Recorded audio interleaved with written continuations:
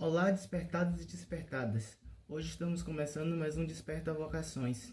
Espero que estejam gostando desse desperta, que está sendo feito com muito carinho. Hoje vamos falar um pouco sobre a vocação sacerdotal, através do testemunho do Padre Diego. Olá pessoal, eu sou o Padre Diego, eu sou vigário na paróquia de São João Evangelista de Vilas do Atlântico e estou atendendo um convite do pessoal do Desperta da paróquia de Santo Antônio de Portão. Eles pediram que eu partilhasse um pouquinho da minha caminhada, da minha trajetória vocacional. E eu vou começar essa história bem pelo começo mesmo. Eu nasci em Valença, sou natural de Valença, interior da Bahia, mas eu fui criado aqui em Lauro de Freitas, cidade metropolitana de Salvador, mais especificamente no bairro da Lagoa dos Patos, que é um bairro de ocupação, um bairro popular.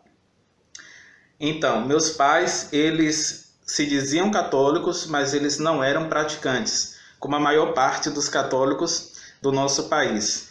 Então, a única ligação, o único vínculo que eu tinha com a Igreja Católica era por conta da devoção que o meu pai tinha muito forte a Nossa Senhora das Candeias. Então, praticamente todo ano, às vezes até mais de uma vez ao ano, a gente ia ao santuário de Nossa Senhora das Candeias e fazia sempre o mesmo itinerário. Passava pela igreja e depois descia para uma fonte que os devotos chamavam de Fonte do Milagre. Então, esse era o único vínculo que a minha família tinha com a Igreja Católica. Certa vez, nós recebemos à nossa casa uma visita de um grupo que estava realizando encontros de oração e reflexão da Palavra de Deus. Era um grupo da Igreja Católica. E através desse grupo, a gente começou a participar desses encontros, mas a gente ficou sabendo também de uma capelinha que estava sendo construída próximo ao nosso bairro, à nossa casa. E ficamos sabendo também que lá nessa capelinha teria catequese para crianças, adolescentes e adultos para receber os sacramentos da igreja. Embora os meus pais fossem católicos por tradição, eles não eram praticantes. Então, nem eu, nem meus irmãos éramos batizados. E os meus pais, por uma questão mais de tradição, de superstição, resolveu colocar a gente na catequese para receber o batismo, porque todo mundo dizia que ter filho pagão em casa não era bom. Pois bem, quando a gente começou a participar da catequese, os meus pais também começaram a participar da igreja. A minha mãe e a minha irmã Sandra, com um pouco mais de intensidade, participava da igreja, mas também meu pai e meu irmão se envolveram também na comunidade.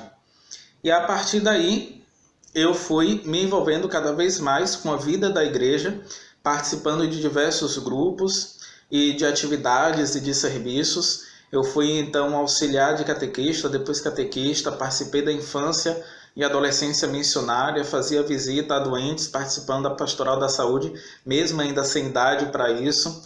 Também me tornei um animador de círculos bíblicos, que foi, digamos, o trabalho de evangelização que nos chamou, nos atraiu para a igreja. E eu fui caminhando e fui percebendo nessa participação intensa na vida da comunidade que existia uma possibilidade de vida que não era tão comum e que podia me fazer uma pessoa feliz e realizada. Depois eu fui perceber que essa alternativa de vida não muito comum, que eu já começava a idealizar como um caminho de felicidade e realização para mim, se encaixava muito bem com o que era ser padre. É claro que quando eu era muito pequeno eu não tinha muita noção do que significava ser padre, mas participando de encontros vocacionais, eu fui percebendo que o que eu estava, na verdade, querendo para mim era justamente esse caminho vocacional, de me dedicar à igreja através do ministério sacerdotal. Quando eu cheguei ao segundo ano do ensino médio, eu me aproximei do padre João Abel, que na época era o meu pároco, e era o único padre que eu conhecia, que eu tinha assim como referência. E era uma boa referência, porque era um padre, e ainda é, muito dedicado às coisas de Deus. Então eu me aproximei dele e disse que gostaria de um acompanhamento um pouco mais próximo. Então eu tive alguns encontros periódicos com ele para falar um pouquinho sobre esse meu desejo, sobre essa minha ideia de ser padre. Amadurecer isso dentro de mim. Depois de um ano, quando eu já estava no terceiro ano do segundo grau, eu disse a Padre João que queria visitar o seminário para saber como era o processo para entrar no seminário e ser padre, que eu não sabia de nada disso. Então, pedi a meu pai que me acompanhasse, meu pai me levou ao seminário, e lá no seminário eu conversei com o Padre André Alexandre, que depois acabou se tornando meu diretor espiritual no seminário, mas que na época ele era responsável pela entrada dos jovens no seminário.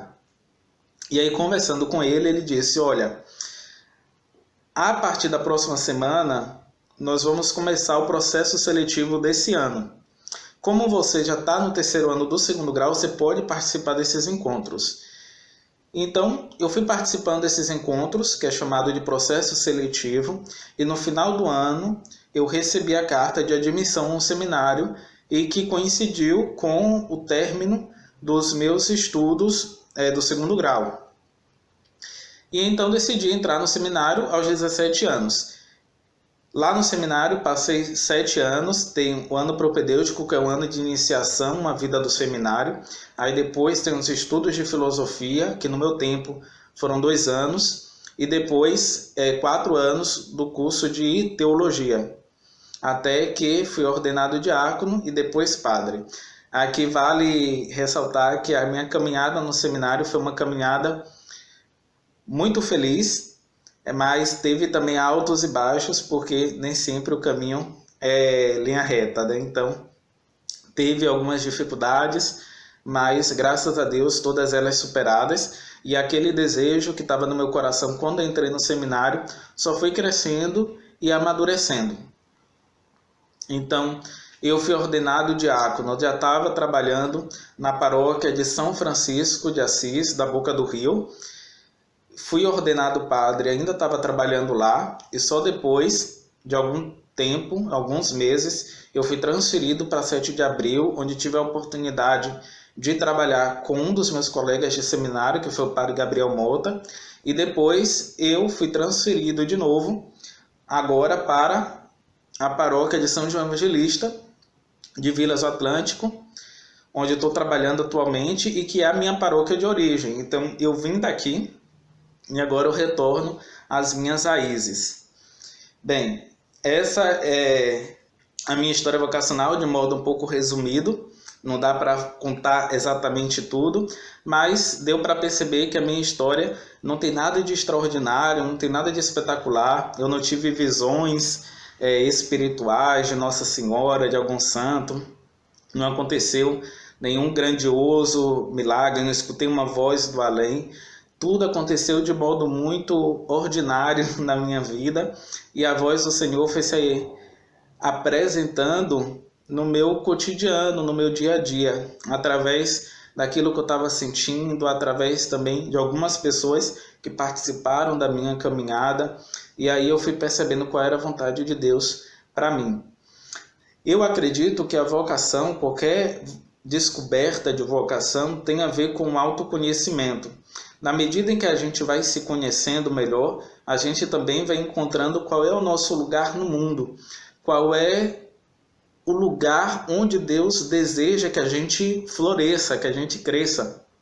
Então, eu acho que vocação tem a ver com autoconhecimento. Na medida que eu fui tomando posse de quem eu era, eu fui também tomando posse da vontade de Deus para a minha vida. E como fruto, como sinais de confirmação dessa vocação, tem sempre ali a paz, a alegria. Eu acho que não tem como a gente fazer a vontade de Deus e não experimentar paz e alegria. Então esses são 2 grandes sinais de que a gente está no caminho certo.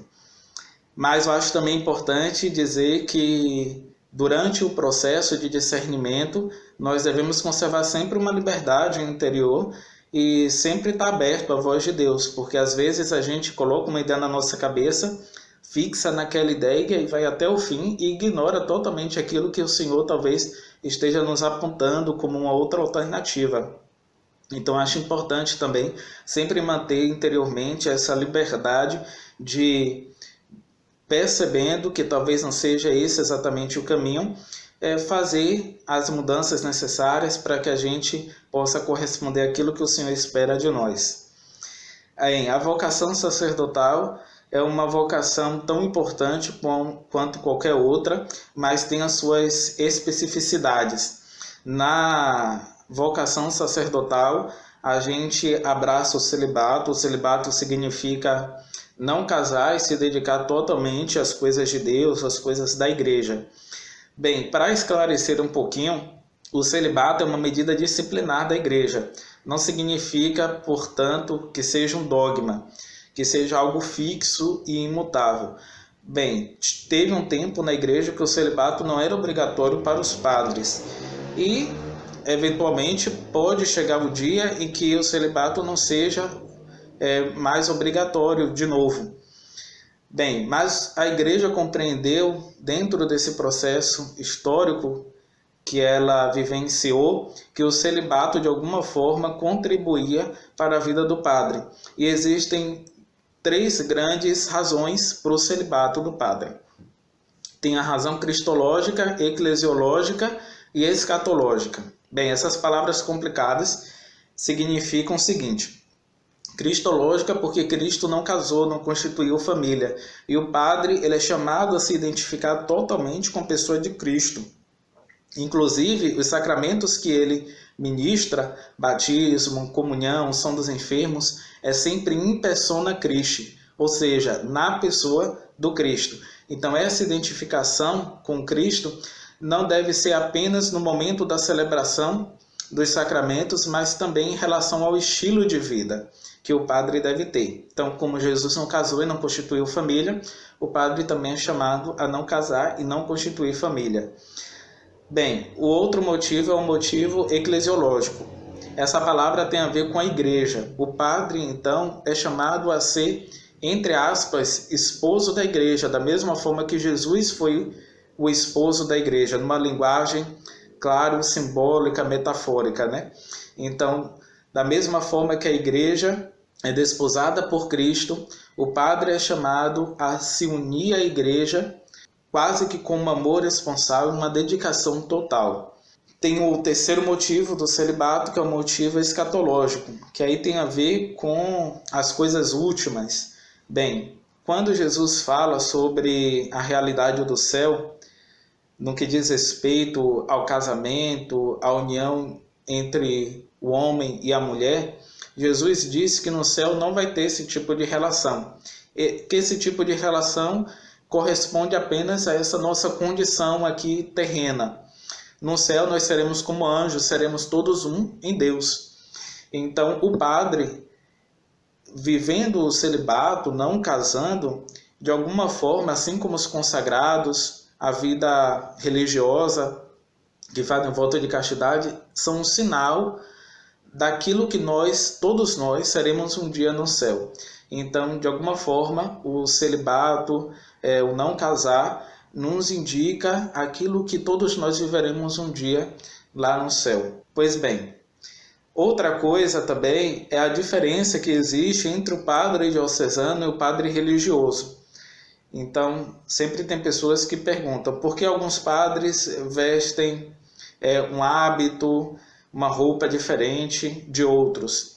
Então, existem os padres religiosos, que são padres vinculados a alguma comunidade religiosa, como, por exemplo, os franciscanos, dominicanos, os beneditinos, os jesuítas, como o caso do Papa Francisco, e tem os padres diocesanos.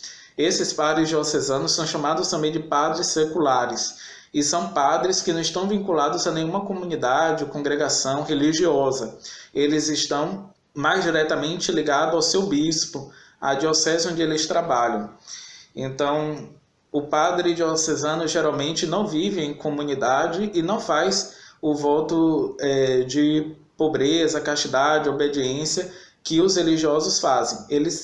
A gente faz, os padres diocesanos, sim, o voto de castidade pelo celibato que a gente abraça, e também o voto de obediência ao nosso superior, que no caso é o nosso bispo. Mas a gente, por exemplo, não faz o voto de pobreza porque a gente não vive em comunidade, né? E o voto de pobreza é sempre uma característica daqueles que vivem mais em comunidade, porque coloca o que tem em comum ali com aqueles com os quais compartilha, né, a vida mais de perto. Então é isso. Essa é a minha história vocacional. Eu espero que eu tenha inspirado alguém também com esse meu testemunho vocacional a pensar com carinho na possibilidade desse caminho de ser padre, de se dedicar à igreja dessa forma, né? Ajudando as comunidades a crescerem na fé, ministrando os sacramentos da igreja, ajudando com a pregação da palavra também. É isso. Muito obrigado mais uma vez ao pessoal do Desperta, da Paróquia de Santo Antônio de Portão, pelo convite, e fiquem com Deus. E depois deste lindo testemunho da vocação sacerdotal, através do testemunho do Padre Diego, quero deixar um convite. No dia 29, para encerrarmos o mês vocacional, estaremos fazendo uma live às 14 horas através do YouTube da Paróquia Santo Antônio de Portão. Conto com a presença de todos e até lá!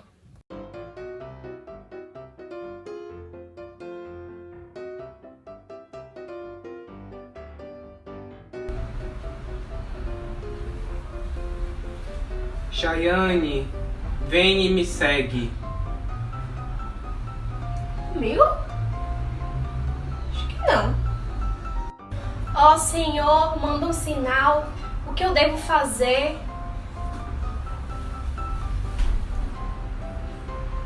Venha e segue-me. Mas eu não sei ainda, Senhor. Manda outros sinais. Chayane, venha e segue-me.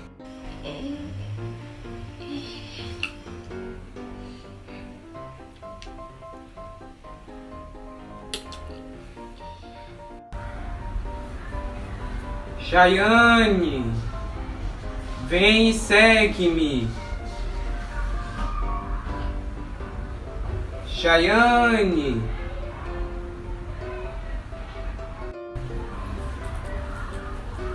Chayane, vem e segue-me.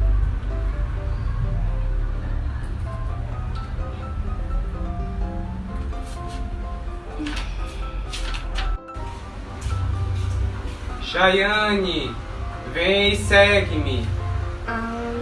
Deixa pra depois, é porque eu tenho que fazer uma coisa, tá bom? Aí depois a gente se fala, a gente vê isso, tá bom? Chayane, vem e segue-me. Vamos! Ai, gente, peraí, deixa eu pegar aqui, deixa eu pegar...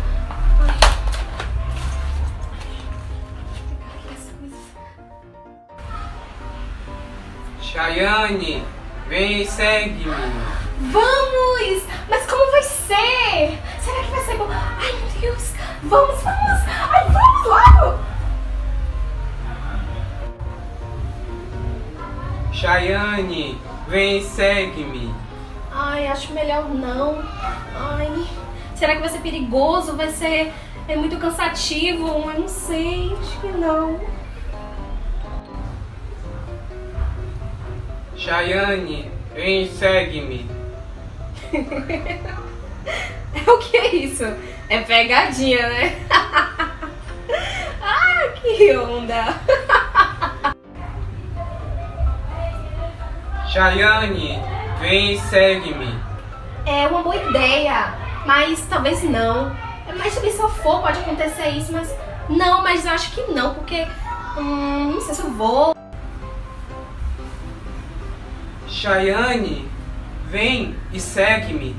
Sim, Jesus, eu irei.